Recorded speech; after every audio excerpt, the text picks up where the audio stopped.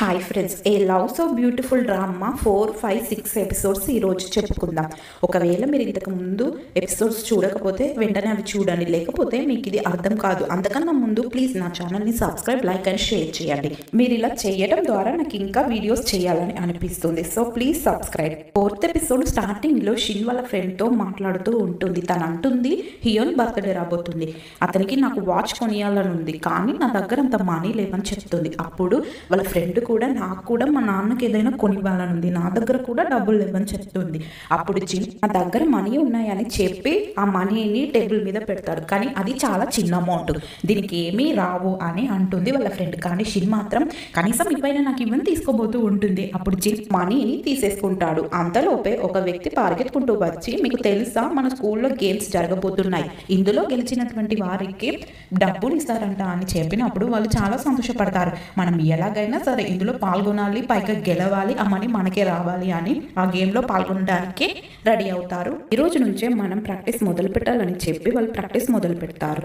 యాంగ్కి help చేస్తూ ఉంటాడు, అలాగే ఇంకొక అమ్మాయికి వేరే పర్సన్, అలాగే షిన్ కూడా ప్రాక్టీస్ చేస్తూ ఉంటుంది. తను వీటిపై నుంచి దూకాలి, అయితే తను ఏదో దూకేసినట్టుగా దూకుతుంది, కానీ తను కరెక్ట్గా ఆ పని చేయలేదు. తను వెళ్ళి వాళ్ళ ఫ్రెండ్స్ దగ్గర కూర్చుంటుంది, నేను సరిగ్గా చేయలేకపోతున్నానని చెప్పి. అప్పుడు సంఘ్ అక్కడ ఉండి నేను నీకు ప్రాక్టీస్ చేపిస్తానని లేచి ఇప్పుడు తను దూకుతాడు. అయితే తను కూడా కొంచెం కరెక్ట్గా దూకపోవడంతో తను ఎలాగైనా షిన్కి ప్రాక్టీస్ చేయించాలి అని చెప్తారు. అయితే వీళ్ళిద్దరూ లైబ్రరీలో ఉంటారు.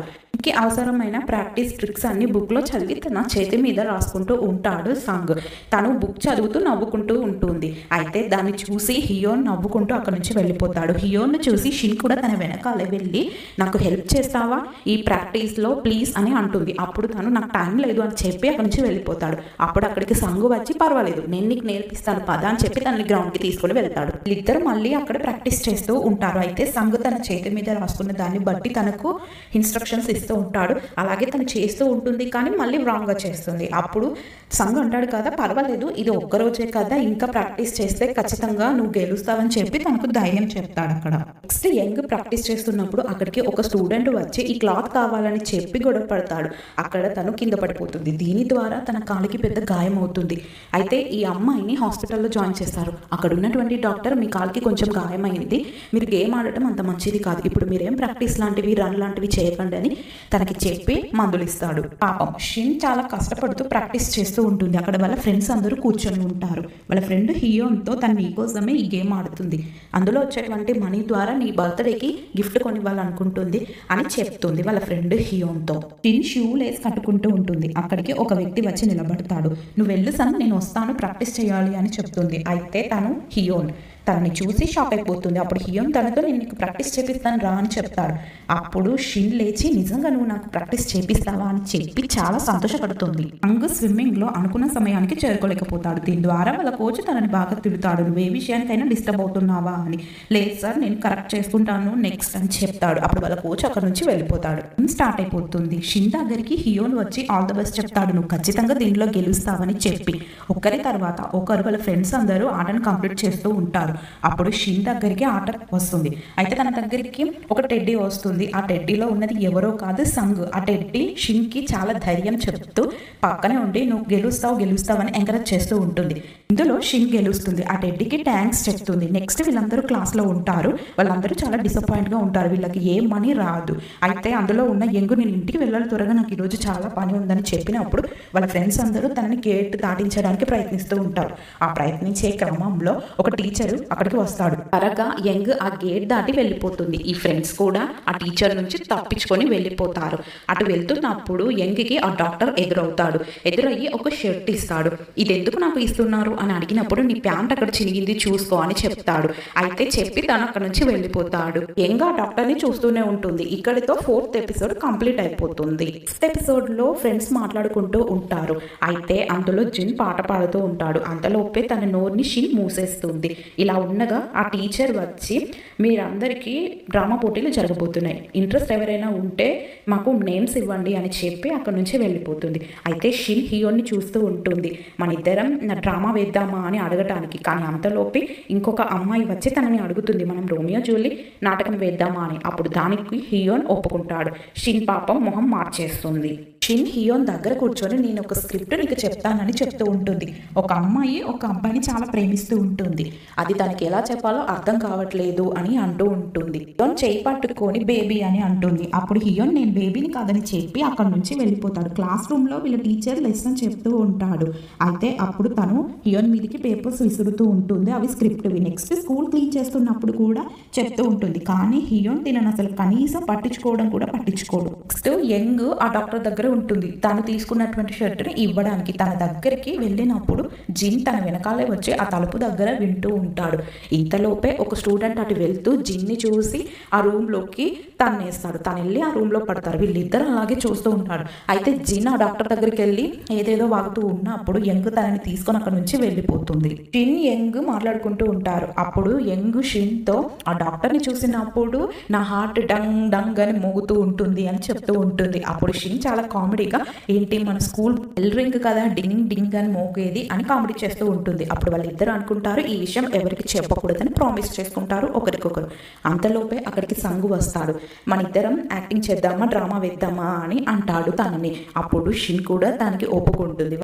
దిగబెట్టడానికి సంగు వాళ్ళ ఇంటి వరకు వస్తాడు. అయితే వీళ్ళిద్దరూ అక్కడ మాట్లాడుకోవటాన్ని హియోన్ చూసి చాలా జెల్సీగా ఫీల్ అయిపోతాడు.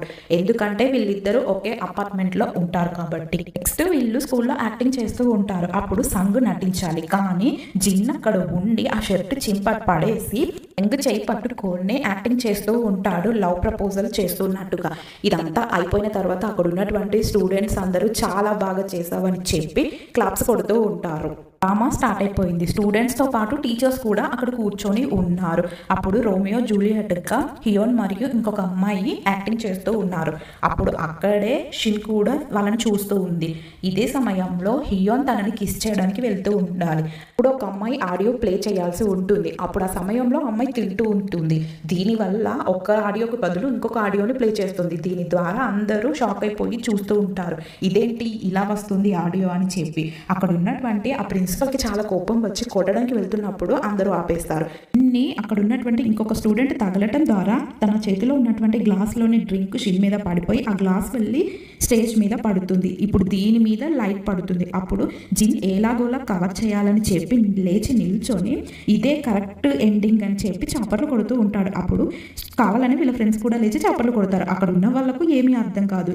ఇలా వీళ్ళందరూ చప్పట్లు కొట్టడం ద్వారా వాళ్ళంతా ఆ యాక్టింగ్ ఎండ్ అయిందని అనుకుంటారు. డ్రింక్ పడటం ద్వారా షిన్ యొక్క షర్ట్ పాడవుతుంది. దీని ద్వారా సంగు తన షర్ట్ తనకి ఇస్తాడు. అప్పుడు అదే సమయానికి హియోన్ అక్కడికి వచ్చి వాళ్ళిద్దరిని చూసి చాలా కోపంగా కావాలని చెప్పి నువ్వు ఎప్పటికీ మారవు షిన్, నువ్వు ఒక్క నిజంగా లూజర్వి అని చెప్పి చాలా కోపంగా అక్కడి నుంచి వెళ్ళిపోతాడు. హియోన్ అన్న మాటలకి షిన్కి పాపం చాలా బాధేసి ఏడుస్తూ ఉంటుంది. సంగు దీని అంతటిని చూసి చాలా కోపం వస్తున్నా కూడా కంట్రోల్ చేసుకుంటూ ఉంటాడు. ఇక్కడితో 5th ఎపిసోడ్ అయిపోతుంది. హియోన్ అన్నటువంటి మాటలకి షిన్ చాలా ఏడుస్తూ ఉంటుంది. పాపం రాత్రంతా కూర్చొని. అప్పుడు వాళ్ళ నాన్న అమ్మ బయట నిల్చొని భోం చేయలేదు, నువ్వు గది డోర్ ఎందుకు తీయట్లేదు, వచ్చి భోం చేయి అని బతిమలాడుతూ ఉంటారు. కానీ తను అస్సలు రాదు. ఇటువైపు హియోన్ కూడా తను అన్న మాటలకి బాధపడుతూ ఉంటాడు. తనకు మెసేజ్ చేద్దామా అనుకుంటాడు కానీ చెయ్యడు. నెక్స్ట్ తెల్లవారిపోతుంది. తను లేస్తుంది. స్కూల్కు వెళ్తున్నప్పుడు అక్కడ హియోన్ సైకిల్ తీస్తూ ఉంటాడు. అయితే తను వెనక్కి తిరిగి చూస్తాడు. అప్పుడు షిన్ కూడా అక్కడికి వస్తుంది. షిన్ హియోన్ని చూసి అక్కడి నుంచి వెళ్ళిపోతుంది. హియోన్ కూడా ఒక మాట కూడా మాట్లాడకుండా తను కూడా అక్కడి నుంచి వెళ్ళిపోతాడు. తను కొంచెం స్కూల్కి లేట్గా వెళ్తుంది. అప్పుడు అక్కడే వాళ్ళ ప్రిన్సిపల్ ఉంటాడు. తనని పిలిచి క్లాస్ రూమ్లో ఎగ్జామ్ పెట్టినప్పుడు లెటర్స్ రాసుకుంటూ ఉంటావు, నువ్వేమో స్కూల్కి లేట్ వస్తావు, అసలు చదవవు అని అది ఇదని తిడుతూ ఉంటాడు. అప్పుడు అక్కడికి వాళ్ళ టీచర్ వస్తుంది. టీచర్కి కూడా వార్నింగ్ ఇస్తాడు. ఈ అమ్మాయి చదవమంటే చదవదు, ఏమో లెటర్స్ రాస్తూ ఉంటుంది ఎగ్జామ్ పెట్టినప్పుడు అని తనకి వార్నింగ్ ఇస్తాడు. నువ్వు ఈ అమ్మాయిని సరిగ్గా చూసుకో అని చెప్పి. అప్పుడు తను వెళ్ళి క్లాస్ రూమ్లో చాలా డల్గా కూర్చొని ఉంటుంది. అక్కడికి ఇంకొక స్టూడెంట్ వచ్చి ఆ డ్రామాలో నీ వల్లే ఆ గ్లాస్ పడటం ద్వారా ఆ డ్రామా చెడిపోయింది అనుకుంటూ పాపం తనని ఎగతాళి చేస్తూ ఉంటాడు. వీళ్ళిద్దరు ఫ్రెండ్స్కి చాలా కోపం వస్తుంది. అంతలోపే అక్కడికి సంగు వస్తాడు. వచ్చి తన మెడ పట్టుకొని సారీ చెప్పని చెప్పి ఆ స్టూడెంట్ చేత షిన్కి సారీ చెప్పిస్తాడు. షిన్ లైబ్రరీలో చదువుకోవడానికి వెళ్తూ ఉంటుంది. అక్కడ వాళ్ళ ఫ్రెండ్ ఉండి పిలుస్తుంది. అక్కడ హియోన్ ఉండటం చూసి షిన్ వెళ్ళబోతుంటే రా నా పక్కన కూర్చోవచ్చి ఇద్దరం కలిసి చదువుకుంటామని అనటంతో తాను వెళ్ళి హియోన్ పక్కన కూర్చుంటుంది. అప్పుడు వాళ్ళ ఫ్రెండ్ తనని అడుగుతుంది, నీకు ఈ స్కూల్లో ఎవరైనా క్రష్ ఉన్నారా అని. అలాంటిదేమీ లేదని చెప్పి అక్కడ నుంచి వెళ్ళిపోతూ ఉంటుంది. నెక్స్ట్ ఆ అమ్మాయి అడుగుతుంది కదా హియోన్ని, తను నిజం చెప్పిందని నువ్వు అనుకుంటున్నావా అన్నప్పుడు ఏమో నాకు తెలియదని హియోన్ చెప్పేస్తాడు.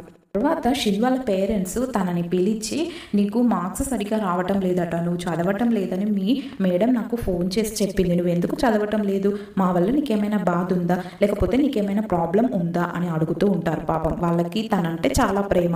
అప్పుడు షిన్ వాళ్ళతో, నాకు ఆ స్కూల్ నచ్చటం లేదు, నేను వేరే స్కూల్కి వెళ్ళిపోతాను, ఎందుకంటే నేను అక్కడ చదవలేకపోతే నన్ను వేరే దగ్గర అయితే చదువుతాను, నన్ను వెంటనే స్కూల్ ట్రాన్స్ఫర్ చేయండి అని వాళ్ళ పేరెంట్స్కి చెప్తూ ఉంటుంది. తెల్లవారి స్కూల్కి వెళ్తూ ఉన్నప్పుడు అక్కడికి సంగు వస్తాడు.